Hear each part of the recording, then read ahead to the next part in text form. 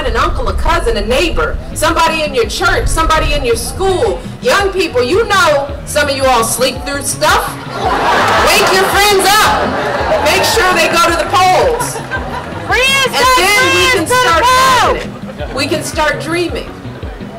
Look, I told this story when I first started running. When I was in South Carolina, I haven't told this story in a while. But at the end of the South Carolina primary, we were campaigning in this little town called Newberry. And we went to a beauty shop. You know Newberry? She's just waving. But we went to a beauty shop. A little bitty, you know, neighborhood shop. And it was packed. It was just me, but it was still packed. And folks were taking pictures, people were excited, and a little girl who was about 10 years old pushed her way through. And she came up to me and she looked up, she said, "Do you know your husband's going to be the next president of the United States?" I said, "Well, yeah." I said, "But what does that mean to you?" And the little girl said, she said, I'm not going to let that airplane crush this line. But she looked up at me and she said, "It means that I can imagine anything for myself." Yeah. She said that. And then that little girl, she broke down in tears. You know, it broke my heart.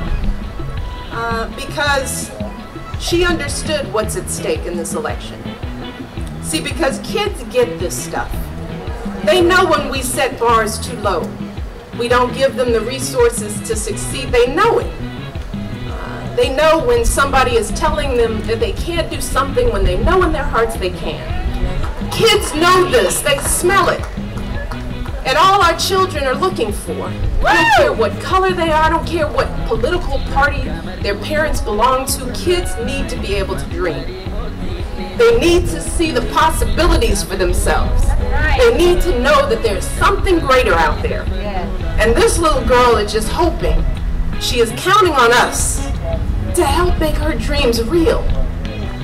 So we have to ask ourselves, for our children, can we do this? Can we do this, Nevada? Can we do this?